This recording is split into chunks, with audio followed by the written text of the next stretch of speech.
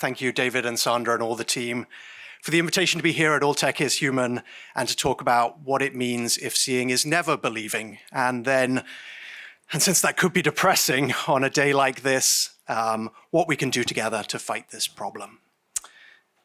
At Witness, our Deepfakes Rapid Response Force investigates both real deepfakes and false claims used to deny reality. And this is how complicated the landscape already is. It's an old still photo animated into an AI video, then passed off as real footage of a prison being bombed, circulated within a coordinated influence campaign. It's synchronized audio and video of a fictional protester self-incriminating in a violent act. Despite AI labels, many believed it was real. It's a likely real audio conversation calling for an attack on civilians in Sudan, later denied as a deepfake and hard to authenticate either way because detection tools often fail globally.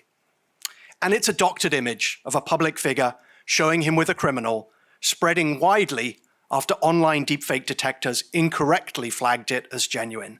So it's deception, it's denial, it's confusion. And here's how fast reality disappears. It starts with a real photo. This is indeed someone in a Pikachu costume running at a protest in Turkey. It's real, I promise. Then AI generates new angles of the scene, including the Joker and the Batman. I promise that is not real. And finally, someone uses AI to turn those AI images into AI video. People then shared it as real footage. So it's reality to fantasy to reality again. And it's all accelerating more realistic AI, detection challenges, and public confusion. Crucially, about 1/3 of our cases involve people dismissing genuine material using the plausible deniability of the AI alibi. This forces us to preemptively prove reality, here for war crimes documentation. Our work at Witness, as many of you know, is rooted in ensuring that frontline video journalism and human rights documentation done by the individuals on this image can be trusted and lead to change. And since 2018, we've been helping those communities we work with shape, adapt to, and resist generative AI's impact on the information ecosystem. But I think we're at a crux moment now. We're facing an AI-generated tsunami of confusion. And while I'm not naive about the idea that seeing is believing, it really isn't that simple and never was, I also know that both for the people we work with, but also for society at large, that proving what is real matters and that constant doubt is corrosive. We need to urgently address the fault lines of trust in what we see and hear. Now, with tools like Sora and VO, visual evidence and first-hand experience, which is the backbone of accountability journalism, human rights documentation, law, and public debate, risk becoming unreliable when the systematic safeguards are not there. And I want to emphasize it's not just the high-profile single deepfakes that matter, the ones we address in the force, or even a wave of personalized content in a foreign interference campaign. It's the pervasive confusion we're starting to see around everything that comes from having to question constantly. An endless context-collapsed stream of fake videos, in this case, of elderly people being arrested at Walmart, is symptomatic of that. We're entering the worst kind of funhouse Halloween Hall of Mirrors, the one that gives you nightmares, not the one that your kids enjoy. Each fabricated body cam clip, synthetic CCTV feed, each hard-to-discern comedic pratfall, each resurrected figure saying words never spoken, erodes our collective confidence. And this is why it's part of an epistemic crisis, the collapse of a shared, verifiable reality.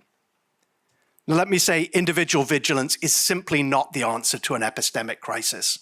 We have to stop telling people to spot the glitch.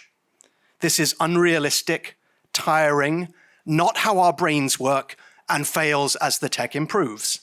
It's like teaching people to spot forged bills while someone is printing them industrially at the other side of the room. Let's not keep doing this. So I admit, and again, I'm sorry to bring a pessimistic note, but I'm going to move into what we might want to do next, that sometimes it feels like we're heading up Schitt's Creek without a paddle. So what could we do? We can take 4 urgent actions specifically focused on preserving truth in what we see and hear. Systematic preparation is building resilient infrastructure that assumes a highly synthetic environment while preserving ways to confirm reality. This means watermarking and embedded metadata that reveals the tamper-evident digital recipe of the mix of AI and human ingredients in what we consume. Instead of watching for glitches, we read the ingredients list and use this to support a new form of media literacy, one enabled by those technical signals and combined with a broader AI literacy that helps us recognize when our potential confusion is being weaponized against us. Now, emerging standards like the C2PA show the layers of AI and human production in content and communication. At Witness, we've fought hard to ensure these approaches are widespread, accessible, privacy-protecting, and not weaponizable by malicious governments. And these tools are being deployed. The Google's Pixel 10 marks images as authentic and tracks AI edits while preserving privacy, and Sora videos shared in their app include C2PA metadata packages explaining their origins. But,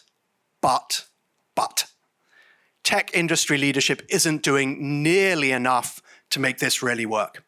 Recent research from Indicator shows they aren't investing enough to make these provenance signals durable, accessible, or consistent across platforms. We need to be able to reliably understand how synthetic and authentic mix in our content so we can easily decide for ourselves whether to be worried, delighted, or simply not bothered.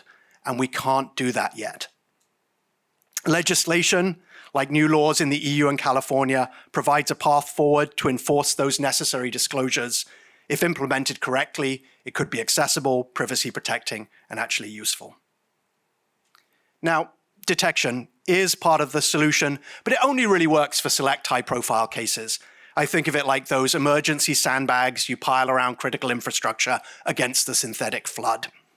And current tools fail too often, particularly in the global majority, Sudan, Myanmar, non-English speaking contexts, in many places where they're deeply needed. At Witness, we're building global detection benchmarks to address this, but even with unlimited resources, detection will never exceed 85 to 90% reliability in real-world conditions. Detection can help, but it alone can't save us.